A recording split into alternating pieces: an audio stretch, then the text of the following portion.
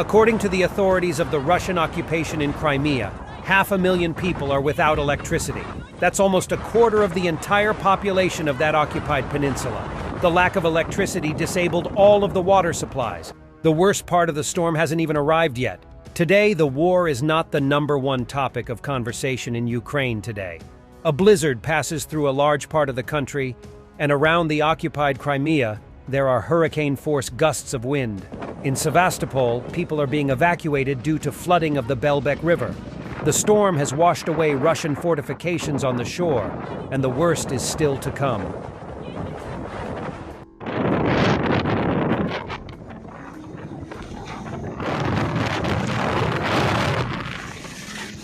Короче, это только у нас 6 вечера или 5 еще.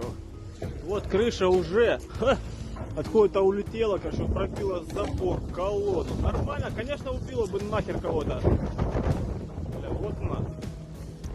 Это все как начало только у нас. Охренеть. Конечно, бы прибило к ядрене фене.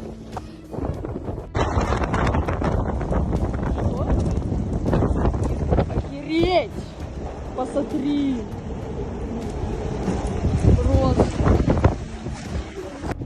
На наш дом, на забор, на ворота входные упала огромная 50-летняя туя. За собой она потащила газовые трубы, перекрыла всю улицу, понятно, и там еще за ней упал столб. Все провода лежат на земле, она вырвана вот с корнями прямо, то есть прям вот огромная, она сама огромная. Я не могу, я еле вылезла из дома среди этих веток. Ворота у нас сломались, все сломалось, забор, не знаю, вот там где-то вход в мой дом, как я туда зайду, да? Просто катастрофа. Dnieper Bank on the left. The Krinky bridgehead has been expanded to the south and east. Battles are currently underway. Russian attacks were repelled. The M01 is under fire control by the Ukrainian armed forces. Avdiivka is still holding against relentless Russian meat attacks. More Ukrainian reinforcements are on the way.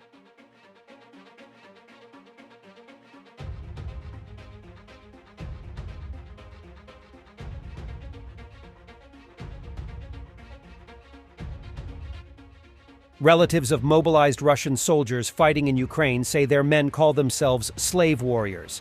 They are exhausted, depressed, serving with serious diseases or injuries, equipped at their own expense, commanded by drunkards and sent to die in meat assaults. The relatives met on the 19th of November in a rare authorized rally at Novosibirsk's Palace of Culture. It was held indoors with attendance restricted only to relatives and without any media present to avoid embarrassing the authorities. The Mobiks are not dressed or equipped, not understanding anything about war, and are torn out of peaceful life. They survived in the winter trenches in the summer heat, often without food. At first, some even without commanders. Sometimes without vacations, until complete exhaustion. A year without the right to choose, without deadlines, without prospects. The wounded soldiers are returned to the front line again and again. They now experience fatigue, lack of will, complete moral exhaustion. The lack of any replacements is a key problem. The men are fighting until they are either dead or too injured to continue. There are fewer and fewer of them, there are more and more wounded. No one is replenishing them. No one is going to somehow strengthen them further. And so they fight and fight for themselves, and everyone is happy with it. It feels like the whole country has simply sat on our boys' shoulders and is sitting there, forcing you to take them, well, take them. Let's see how long you can get out. The relative says that the men call themselves gladiators now. It's a good comparison. As soon as the indefinite stay of those mobilized became clear, so to speak, and it became like slavery for them, this is exactly how we perceive it. The men are supposed to be given the opportunity to go on rotations to rear areas for rest. But in practice, the relative says this is largely fictional. Rather than going to the rear, they merely go to a trench a few hundred meters further back. They have the opportunity to go on rotations to rear areas, conduct special operations to rear areas, but you get a line 100 meters from the enemy, and here a line 800 meters from the enemy. So you sat there for a week, went here for 3 days, thus you had a rotation. Many men are not being treated for injuries and concussions. Every conscript must have a legal right to treatment, and even if they are treated in hospitals after being wounded, after a shell shock, these rights are violated right and left. The men who do get leave after 6 months on the front line only get to spend 2 weeks at home, during which time they can't even run to hospitals to patch themselves up. They can't even recover. Everything that happened to them on the front line this year, as I already said, the trenches, cold, heat, shelling, wounds, returning back. Even the sickest ones, they all have sores.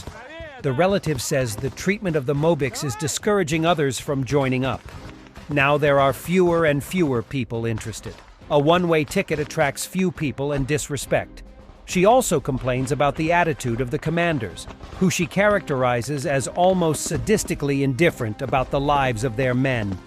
If nobody is killed during an operation, she says, the men are regarded as having failed or slacked off. I wanted to say a favorite phrase of one of our commanders. If you don't have 200 fatalities today, 300 wounded worked poorly. This also speaks about the attitude of the command towards our mobilized people.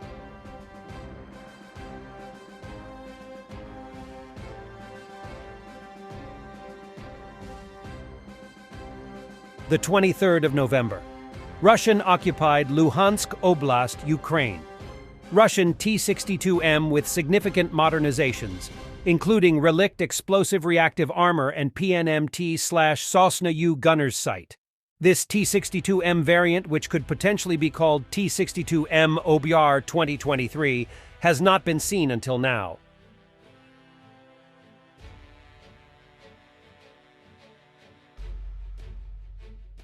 Google's own AI says that US moon landing photos and videos are fake, and Putin doesn't look surprised. Oh, America, what other tall tales have you spun? То есть почти все объекты на этом фото ей кажутся ненастоящими. В то же время вот фотография китайского лунохода у нее особенных вопросов не вызывает. А это то, что кажется не настоящим? Да, да, вот то, что красное. Это сетка гугловская, не наша. Так, чтобы не было предвзятости. Удивительно, но там точно вот...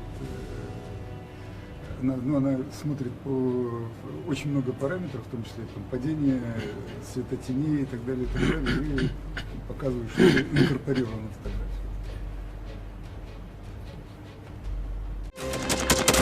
Thanks for watching, and don't forget to subscribe. Also, if you want to support Warthog Defense, please become our member and get early access to new videos, exclusive members-only videos, and become administrator in comment section. The membership link is in the description. Rescues every day. We had a guy last week, it's 6 rescues in 6 days.